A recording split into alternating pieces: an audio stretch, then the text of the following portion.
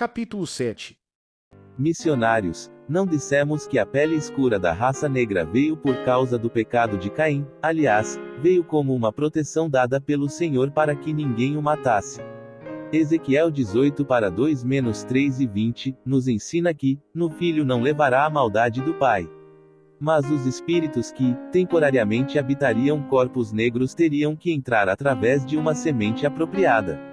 Deus revelou que escolheu aquela semente. Que podemos nós fazer para mudar sua decisão?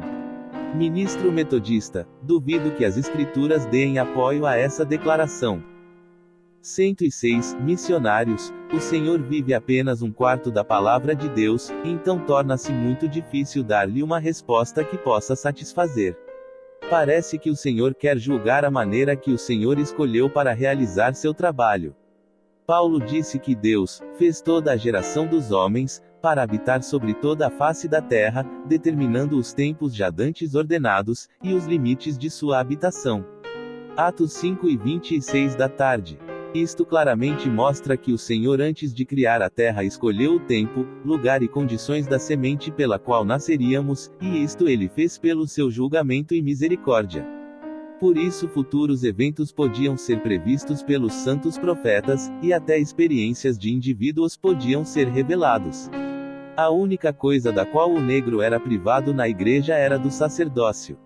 A situação do negro é idêntica à dos gentios no tempo de Cristo. Nós lemos que Cristo foi mandado só às ovelhas perdidas de Israel, porém, Cristo era justo, mas seu propósito não era ir aos gentios naquele momento. Seus apóstolos foram mandados com as mesmas restrições, Mateus 10:5-6, e foi com alguma dificuldade que ele os persuadiu a irem a todos os homens, quando o período das restrições anteriores terminou, Marcos 4:15 da tarde, Atos 10. Tal é o caso com o negro. Eles não eram limitados quanto a serem membros da igreja, mas só de alguma bênçãos espirituais. O Senhor prometeu que dia viria assim como veio aos gentios, que o negro receberia o sacerdócio de Deus e as suas bênçãos. Acreditamos que o negro pode chegar ao reino mais alto, porque como Paulo ensinou, não erreis, Deus não se deixa escarnecer, porque tudo o que o homem semear isso também colherá. Gálatas 6:7. O mesmo é verdade na parábola de Cristo sobre os talentos. Onde muito é dado, muito é exigido. Temos mostrado aos SRS que eles eram limitados nas Escrituras, e expliquei que eles algum dia teriam sacerdócio. Quanto ao nosso plano de salvação, está em harmonia com as Escrituras Sagradas. Depois de morrermos, nós vamos para um lugar chamado paraíso ou para a prisão espiritual. Paraíso é um lugar onde todos os espíritos justos vão quando deixam os corpos, Lucas 11:43 da noite - 45, e não é o céu, João 8:17 da noite. Quando o corpo de Cristo estava no túmulo, seu espírito foi à prisão espiritual e ensinou o Evangelho, para aqueles que nunca ouviram, 1 Pedro 3:18 da manhã - 20, Isaías 42:1-5. Se não houver tido oportunidade de aprender nesta terra, a pessoa aprenderá o Evangelho no mundo espiritual, assim dando a todas as pessoas uma chance de ouvir o Evangelho, receber oportunidades iguais, 1 Timóteo 2:4. Isso acaba com a heresia chamada condenação pagã.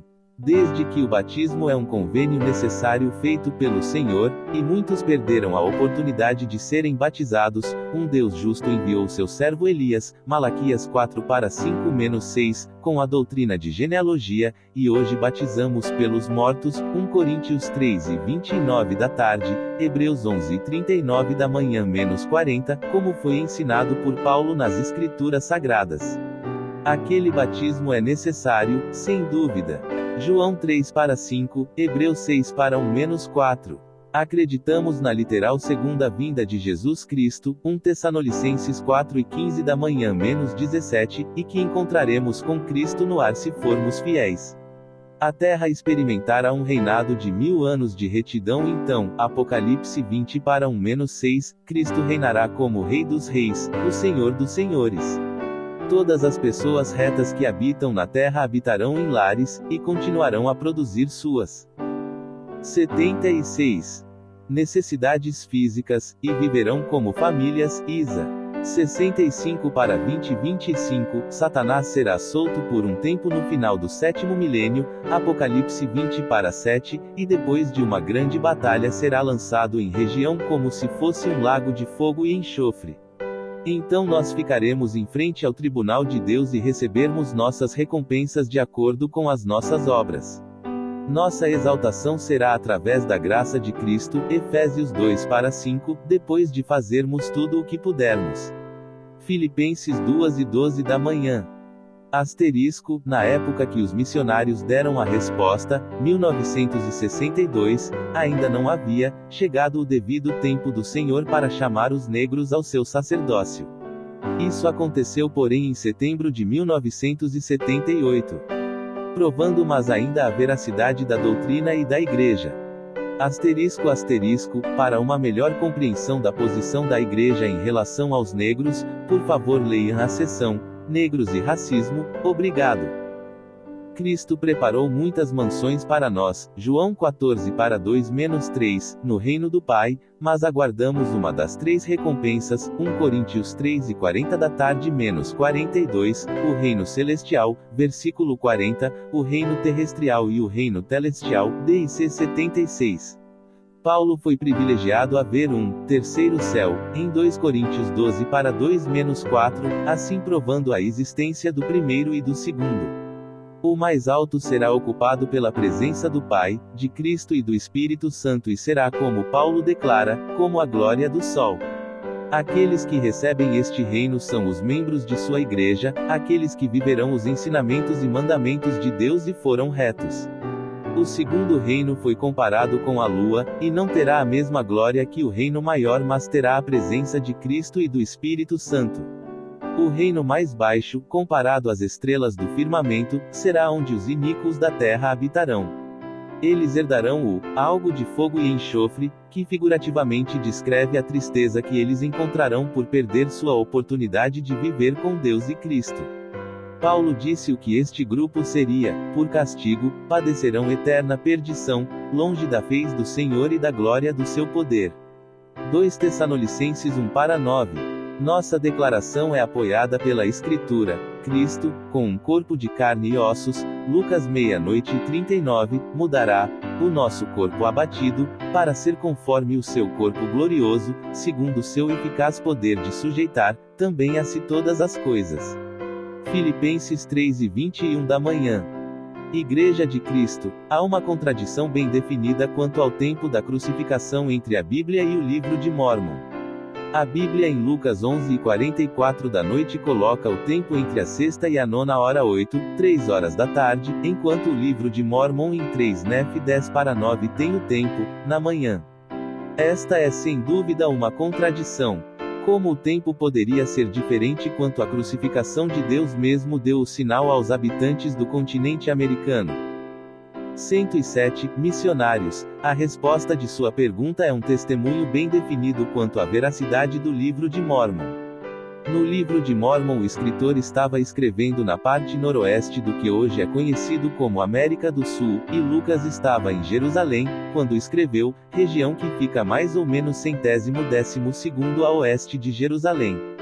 Na escala do tempo, 3 horas da tarde horas em Jerusalém seriam cerca de 7:30 da manhã neste continente, o americano, então você pode ver, que apenas de Joseph Smith ou os escritores no continente norte-americano não terem reconhecido esse pequeno detalhe, o Senhor inspirou aqueles homens a escreverem a verdade, é um forte selo na autenticidade do livro. Vê-se que a ânsia de destruir por parte da oposição, acaba por aumentar o testemunho da veracidade do livro e da fortaleza de nossa posição. Em média, a diferença entre o meridiano que passa na América Central e o que passa em Jerusalém é de cerca de 7 horas e 30 minutos. Adventista do Sétimo Dia, no livro, Jesus o Cristo, na página 81, Dr. 77. Talmage, um apóstolo mórmon, declarou: "Eu Cristo foi gerado de Elohim, ou Deus o Pai", porém nós lemos em Mateus 1:18 da manhã que, Maria, desposada por José, antes de coabitarem, achou-se ter concebido do Espírito Santo. Uma vez que Mateus ensina que Cristo foi gerado do Espírito Santo, por que vocês ensinam que Cristo foi gerado do Pai? 108. Missionários. Você deve ler a resposta de Elder Talmage.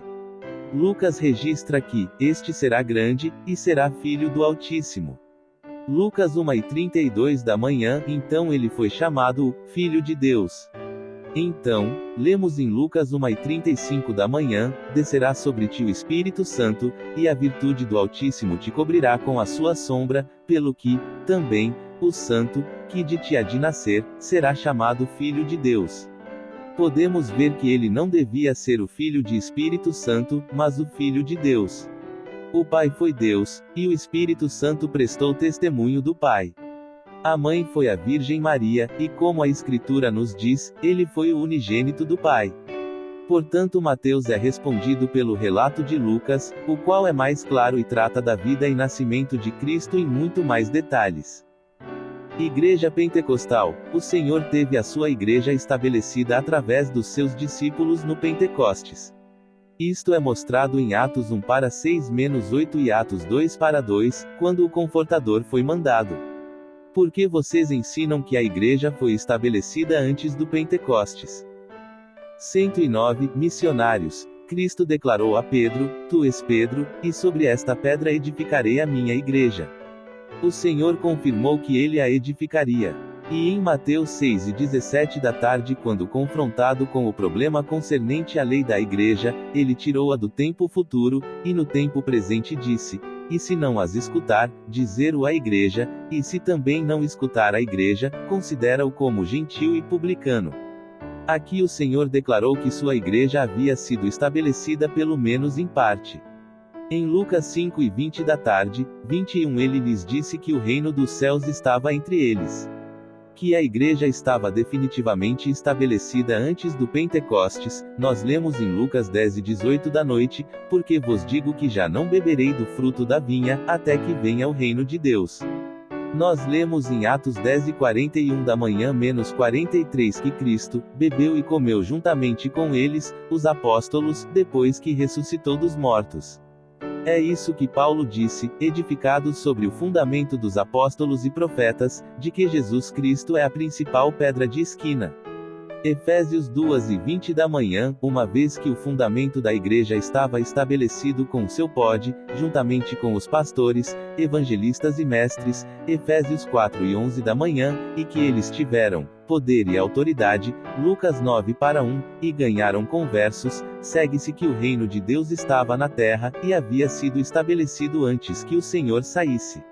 Sem dúvida o que os apóstolos queriam dizer em Atos 1:6-8, restaurar o reino na sua plenitude, o complemento que faltava para o pleno. Ministro luterano, por que vocês vão por aí dizendo ao nosso povo que nós não ensinamos com autoridade, e que os batismos não são válidos? Nós fomos à escola por muitos anos, e treinamos para nossas profissões e ensinamos salvação através da cruz de Cristo. 110. Missionários. Cristo ensinou, eu sou o caminho, a verdade e a vida. Paulo declarou a exatidão da verdade quando ele disse, apóstolos e profetas, eram necessários para trazer as pessoas à unidade da fé, e a um conhecimento de Deus o varão perfeito. Com mais do que 800 igrejas diferentes, não há unidade, e com os credos diversos de hoje não há conhecimento do Filho de Deus.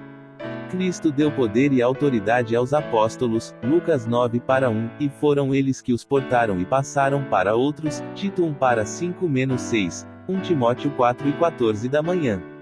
É por isso que a doutrina verdadeira tinha que ser restaurada nos últimos dias e parecer tão estranha às igrejas do mundo.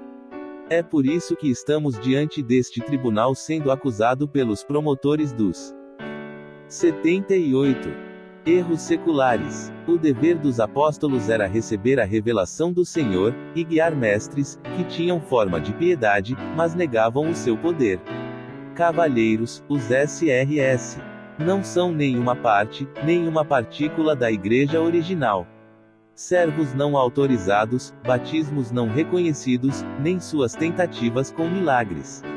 Os SRS tomaram esse poder a si mesmos, do qual Paulo disse: ninguém toma essa honra para si a não ser quando é chamado por Deus, como foi chamado a Arão. Arão foi chamado por um profeta, Êxodo 28:1. Os SRS são zelosos nos seus labores, mas na direção errada, em relação ao caminho estreito que conduz à vida. Mais importante de que seu afastamento da verdade é a nossa restauração da verdade.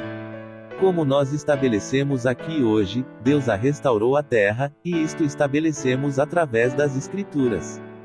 Deus trabalha sempre através dos profetas e os céus foram fechados para as suas igrejas, quanto à parte de revelação por 1800 anos. Hoje mais de 38.000 só nos USA. Nossa mensagem para o mundo é que Deus ama a todos os homens, e a verdade que hoje temos, Ele entregou-a para o benefício de todos os que aceitarem seu trabalho nos últimos dias. Trazer-lhes este testemunho foi o nosso propósito ao virmos a este tribunal. Temo-nos mantido na defensiva, apenas para demonstrar pelas Escrituras que nossa doutrina pode aguentar qualquer ataque. Efetivamente, lemos no livro de Mórmon que Nefe pensou que viu Deus. Alguns ministros têm perguntado, então ele não sabia se viu ou não viu Deus. Isso não deve causar surpresa, pois também temos registrado na Bíblia engano de João, Apocalipse 22:8-9. Ele pensou que o anjo que via era o Filho de Deus e prostrou-se a seus pés para adorá-lo. Tem nos perguntado o porquê de igreja ser chamada a Igreja de Jesus Cristo, que nome mais apropriado ela poderia ter. É verdade que ela foi referida umas 6 ou 7 vezes como a Igreja de Deus, e que problema haveria nisso se o Filho é Deus? Em Hebreus 12:23-24, vemos referência à Assembleia, Igreja dos primeiros inscritos, de Deus, das almas dos justos, de Jesus, o mediador da nova aliança. Em Efésios 3:21 vemos referências à Igreja e ao nome de Jesus Cristo. Além de que Cristo disse: sobre esta pedra, a pedra da revelação, eu edificarei a minha igreja. Ele é a pedra angular, a igreja levou seu nome no passado e tem que levar hoje. Também temos sido acusados de permitir que as mulheres discursem na igreja, dizem eles, contrariando os ensinamentos de Paulo em Coríntios 2:34. As pessoas que assim nos acusam, não compreendem que a igreja nos tempos de Paulo, tinha seus próprios problemas regionais. Paulo havia identificado problemas com as mulheres de Corinto.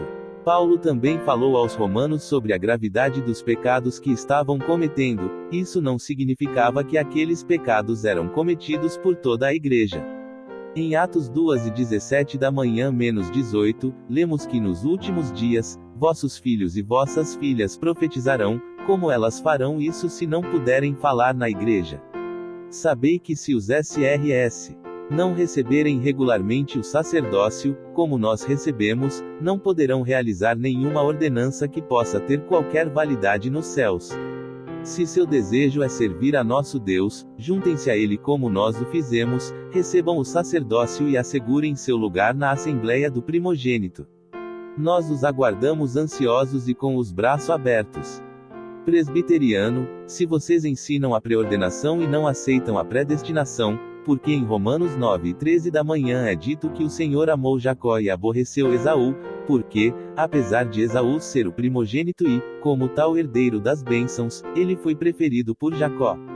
Além do que, lemos em Romanos 9:20-21, não tem o oleiro poder sobre o barro, para da mesma massa fazer um vaso para honra e outro para desonra. Se nós não somos predestinados, por Deus não. 79. Nos fez todos bons. 111. Missionários. Gênesis 25-23 mostra que Jacó era mais favorecido do que Esaú pelo Senhor. Atos 5:26 mostra que Jacó era mais reto na pré-existência. Esaú foi aborrecido ao Senhor, centenas de anos após sua morte, devido à sua iniquidade.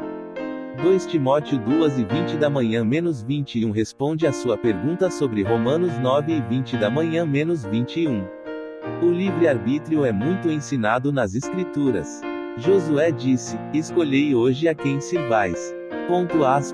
Hebreus 5:8-9 ensina que Cristo foi o autor da eterna salvação para todos os que lhe obedecem. Paulo também ensina em 1 Coríntios 10:13 da manhã que, não vos sobreveio tentação alguma que ultrapassesse as forças humanas. Igreja de Cristo, se vocês ainda acreditam em revelação nos dias de hoje, por que não tiveram mais revelações desde a registrada em seu livro Doutrina e Convênios, seção 136, 14 de janeiro de 1847. 112 Missionários, temos tido revelação contínua desde aquela época. Doutrina e Convênios foi concluída naquele tempo e distribuído ao mundo hoje. Todas as revelações são registradas na história da Igreja, e elas vêm diariamente às pessoas que consultam a Deus pelo seu Espírito. Essa é a razão do dom do Espírito Santo, concedido a todos os membros da Igreja, quer homens quer mulheres, quer diáconos quer apóstolos. Doutrina e Convênios hoje conta com mais 2 sessões, sendo a última uma revelação dada a Joseph F. Smith em 3 de outubro de 1918, além das declarações oficiais do Manifesto de Wilford Woodruff de 1890 e da declaração que estende o sacerdócio a todos os membros dignos por Spencer W. Kimball em 1978, ambas consideradas como revelação para a Igreja. Igreja Unida do Canadá, por que vocês insistem no sacerdócio do Velho Testamento, quando em Hebreus 7:12 da manhã lemos, uma vez mudado o sacerdócio, necessariamente se faz também a mudança da lei. Ora, com isso, concluímos que o sacerdócio do Velho Testamento acabou, e Cristo é o nosso sumo sacerdote eterno, por que vocês continuam a ensinar tal erro? 113 Missionários, aí está mais uma interpretação desastrosa dos SRS. Paulo ensinou em Hebreus 7:11 da manhã -12,14, 17,24 que a lei do Aio, Gal. 3:24 da manhã, tinha a finalidade de conduzir o povo de Israel a Cristo. Mas Paulo não o poderia fazer sozinho, nem Moisés.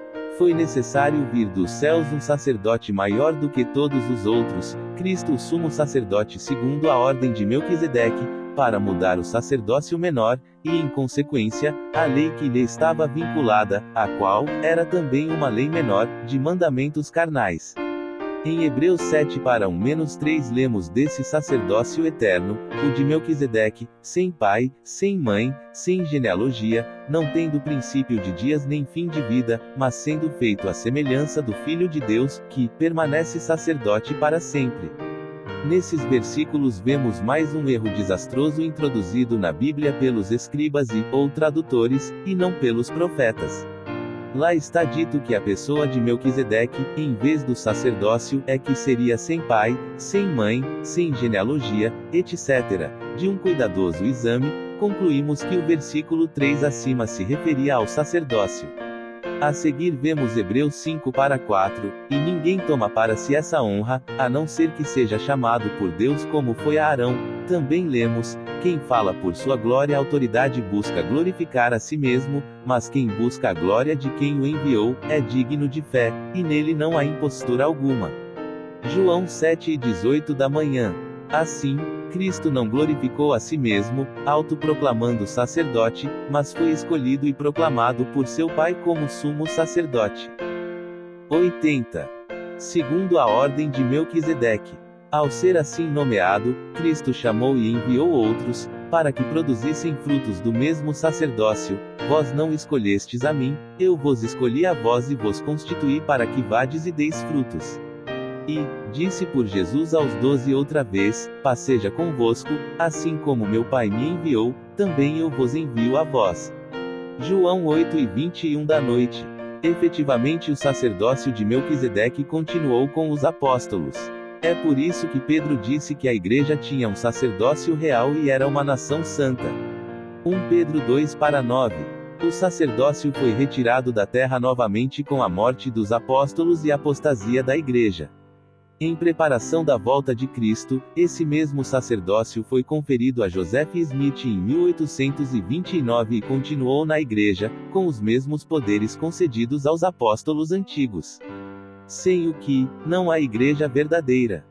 Sacerdote católico, por que Joseph Smith é honrado por tantas pessoas, se Cristo disse que um profeta não tem honra em sua própria terra? 114. Missionários. A melhor réplica à sua pergunta é respondida pela presença dos SRS. Aqui reunidos como representantes de muitos milhões de pessoas desta terra, que não honram ao profeta Joseph Smith. Pelo contrário, procuram denegrir seu trabalho e sua memória, em perfeito cumprimento das palavras de Cristo. Milhares de livros têm sido escritos contra o profeta. Mas sabei que ele foi um grande homem e profeta. Do momento de sua primeira visão em 1820, até seu martírio em 1844, ele foi colocado diante do tribunal por 48 vezes pelo menos, ele viveu sob constante tirania e perseguição. Cobriram-no de piche, bateram nele, na sua família e naqueles que ele amava. Nunca perdeu a dignidade, e foi um homem de Deus da mais alta ordem. Um grupo denominado, The Carthage Grace, jurou que não comeria até que derramasse o seu sangue, e muitos dos seus falsos amigos transformaram-no no seu Judas. Ele foi honesto e temia a Deus. Foi um dos maiores profetas de todos os tempos. Alguns dias antes de morrer, com lágrimas nos olhos, como profeta e grande general da legião de Nauvoo, dirigiu-se a seu povo pela última vez, expressou seu amor por todos e disse: maior amor que este nenhum homem tem, o dar sua vida em favor de seus amigos. Voluntariamente entregou-se a um governador tirano que lhe tinha prometido proteção. 2 dias mais tarde, um populacho enfurecido, os Carthage Grace, derramou o sangue de Joseph e de seu irmão Hirum na cadeia de Cartage. Era o 27 de junho de 1844, ele vivera e morrera como um profeta, selando o testemunho de Cristo com as tribulações de sua labute e a violência de sua morte. Cavalheiros, apreciamos muito a oportunidade que tivemos neste tribunal, e queremos prestar nosso testemunho pessoal e sincero de que sabemos que Joseph Smith foi e continua a ser na eternidade um profeta de Deus, que nos igreja é guiada por Deus hoje e que todas as coisas das quais prestamos testemunho aqui, são verdadeiras. Que Deus possa abençoá-los para que possam ter o mesmo testemunho que nós temos, que possam encontrar a verdade, essa é a nossa sincera e humilde oração. Juiz, este foi um julgamento que nunca esquecerei. Gostaria que meus 2 filhos estivessem hoje aqui, para ver e ouvir estes 2 rapazes defender sua religião. Cavalheiros, eu senti neles o espírito de retidão e de sinceridade. Senti profundamente e posso declarar que estes 2 jovens pregam a verdadeira palavra de Deus, que os promotores não conseguiram em assunto algum dos apresentados neste tribunal, provar que a contradição na doutrina e revelação que os profetas mormons têm declarado, que as revelações estão em harmonia com a Bíblia, seus líderes preenchem todas as qualificações exigidas pelas Escrituras, suas declarações são justas e sinto que a inspiração de Deus está com eles. Rapazes, eu gostaria que vocês viessem à minha casa numa dessas tardes que tenham um tempinho para mim e minha família, pois preciso saber mais sobre a igreja de vocês. E você, caro leitor, por que não convida os nossos missionários à sua casa para saber mais sobre o Senhor Jesus Cristo? Observação final. A despeito da decisão do juiz, é possível que os promotores ainda façam uma apelação. Nesse caso, os missionários terão que enfrentar novas e variadas acusações. Prometeremos ao leitor que, se isso ocorrer, faremos um outro relatório como este, para que a justiça de Deus brilhe ainda mais pela justiça indevidamente a nós atribuída.